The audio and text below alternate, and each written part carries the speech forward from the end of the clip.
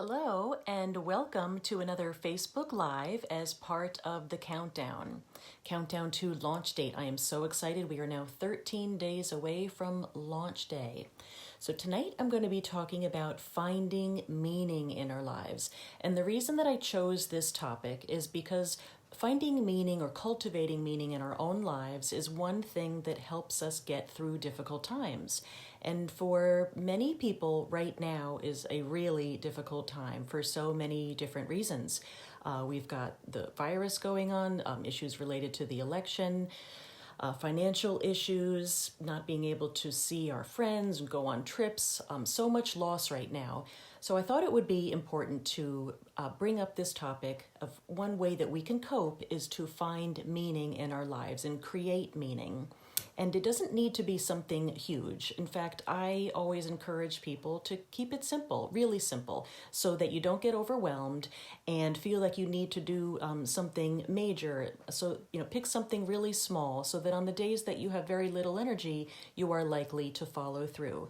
And in speaking about meaning, I get a lot of ideas from this book that I've mentioned before, Viktor Frankl's Man's Search for Meaning. This is probably my favorite book. And I love that on page 133, he talks about 3 different ways to find meaning in our lives. And I'm going to read directly from his book. We can discover this meaning in life in 3 different ways. 1, by creating a work or doing a deed.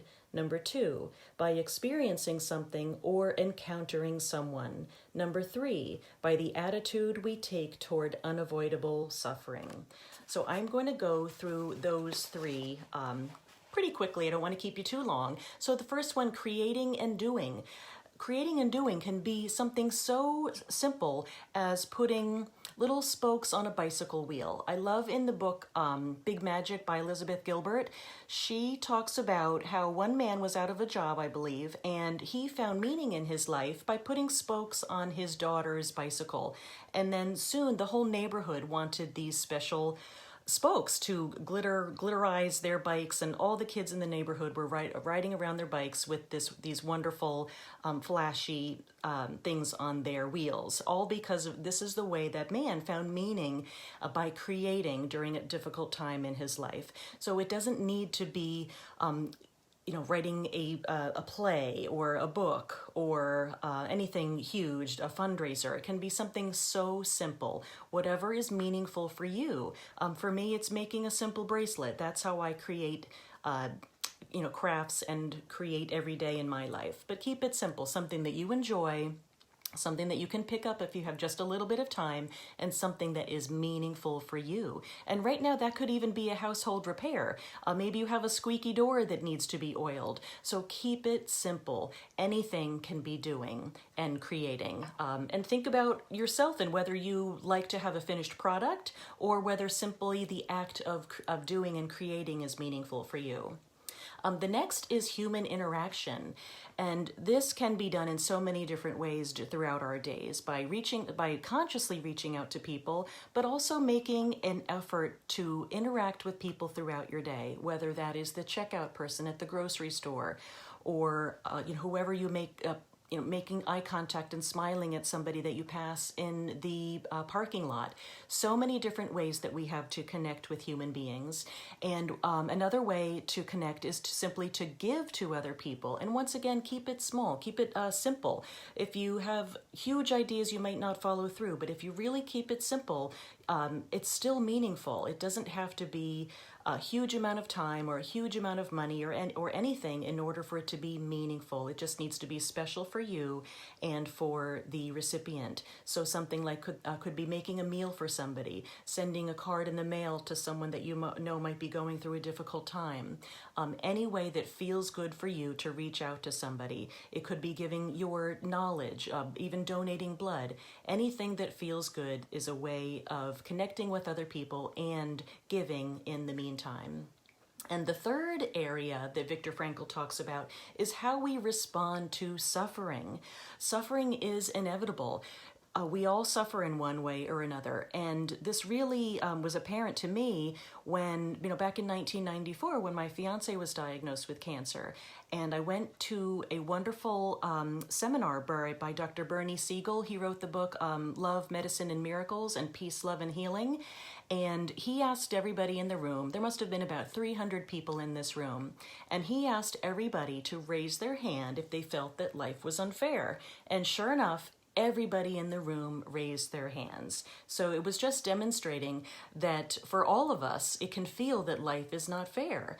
But we are all given a difficult time at one point in our lives. So he was trying to demonstrate that it is fair, because it's unfair for all of us if we look at it that way.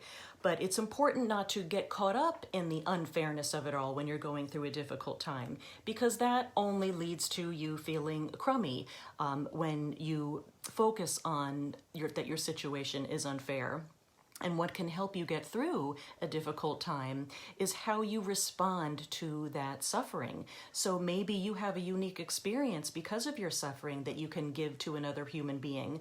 When we go through similar experiences, it's kind of an unspoken compassion or empathy that is simply felt just knowing that the other person has been through a similar experience. So that's one way that you can contribute after going through a difficult time. Or simply creating your own meaning in that suffering. What does it mean for you? The big example for me is how I love to speak about gratitude, because I found the power of gratitude on the very worst day of my life. So if I can find the healing power of gratitude in a cup of hazelnut coffee while my fiance was going through cancer and unfortunately passed away, it's my mission to help people discover the meaning in their own difficulty, their own suffering. And for me, it was gratitude. For somebody else, it can be a way to give to other people. It's in those difficult moments in our lives that we discover meaning. We discover how resilient we are and how powerful we are. But most of all, the way that we respond can be how we make sense and make meaning out of a very difficult situation.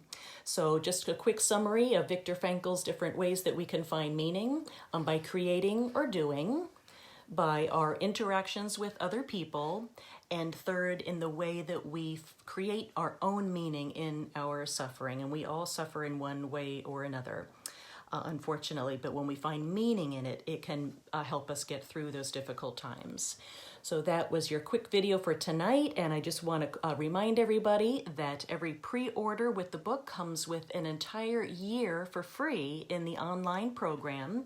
So when you pre-order on my website, look for this book at drpeggydelong.com and just click on pre-order. It will bring you to the page, and if you want to order for a gift for somebody, just put a different address in the shipping section and I will send it off to that person. Every book comes with a coupon to enter the online program. 1 year for free for all pre-orders. And this is only for the pre-orders. So act now if that looks like something that interests you. So stay tuned for tomorrow night at 8 o'clock. I'm not sure what I'm going to be talking about yet, but it'll be something interesting. See you then.